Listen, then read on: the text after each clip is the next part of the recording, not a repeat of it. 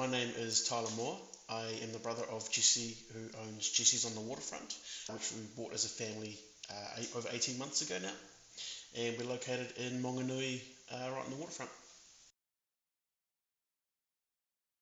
Recently, it's been a bit of a downturn with winter and obviously just overall economic pressures on everyone.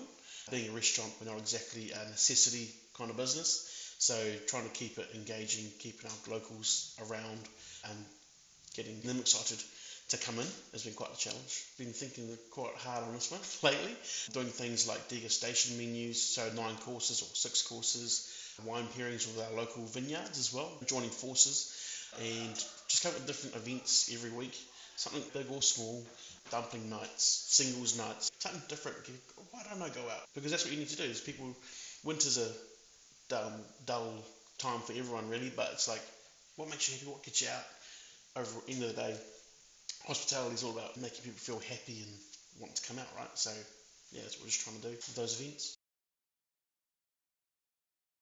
So we've teamed up with Dancing Petrol, literally that's across the bay from us, which is really cool. You can see them from the restaurant, and so we've come up with a way that benefits both of us, their business and ours, through winter, where we stock solely their wine, just to help boost each other's presence locally, and through that, both of us advertising each other, doing wine pairing nights together, really pushing that positive vibe together, getting people going to both of us.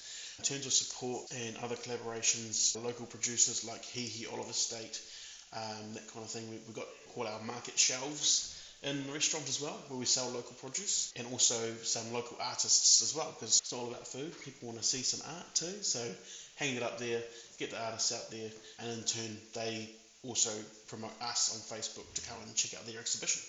And support, look, a lot of that comes from other local business owners as a whole, like we're all giving input to each other. How can you do this? What could I do here?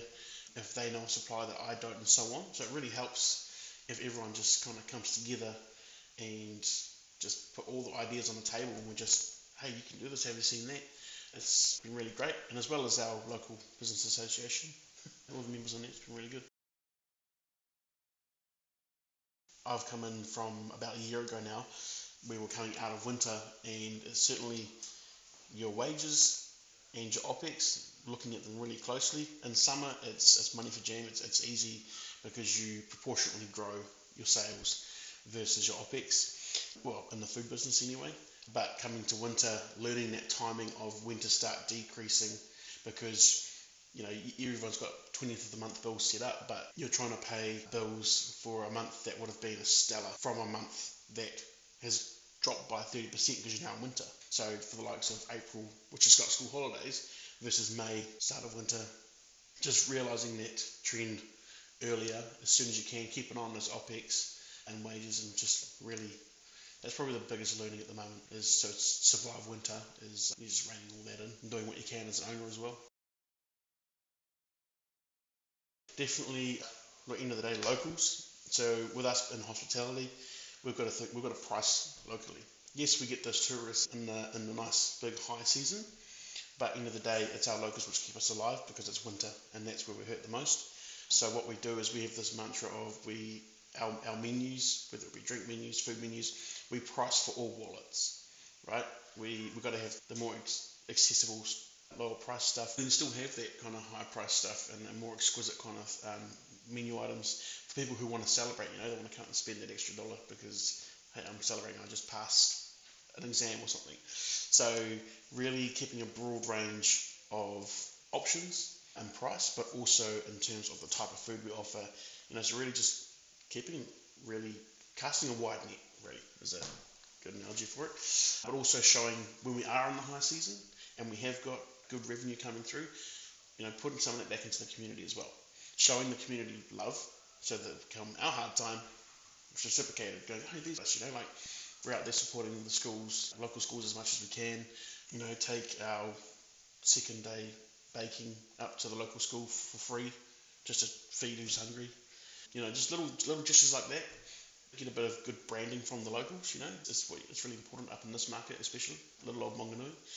And then after that, it's really just staying alive on Facebook or just advertising and coming up with those new fresh ideas, changing our menu every season or every 6 months. Yeah, I actually had a bit of a thought on this one. Looking after your own mental health and I suppose I've kind of thought about it, your business resilience, a lot of that depends on the owner's resilience, what you're willing to do to get down and dirty, do the jobs that no one wants to do. For me personally, it's I love music, so staying positive, creating those playlists on the drive to work, pumping you up or getting you in the mood to just smash the day. So for myself, that's where I come back to is music and set myself just little micro goals, just, yeah, if I actually achieved something today, what did I do? It's great, we're getting somewhere. But also with our staff, I provide them the feedback we get online a lot as well to show, hey, look, this is amazing, look at this feedback we're getting. Give them a bit of a boost of morale if they don't think they're having too great a time. So providing them the feedback from the customers, from ourselves, catch up with them on a weekly basis as we can, and just kind of checking on everyone, hey, how's it going? Anything that we should be doing differently, but letting them know that they're valued and that also they've got input to how we run things. End of the day, they're our front line. We don't have a business without them, so we support them, they support us. Don't give up. If you're falling on hard times, talk to your bank, and just survive for 25. If you really need to find out how to save money, if that's a particular thing at the moment, take a good hard look at your OPEX. What can you do yourself? It's a bit of a pain and it might take you some extra time and time you just don't have, but you got to understand what the goal is here. And simple things like cancelling your rubbish pickup contract and just dumping it yourself could save you thousands of dollars a year. That's the particular one that I've done. I've saved nearly 10 grand a year just in doing our own rubbish now. So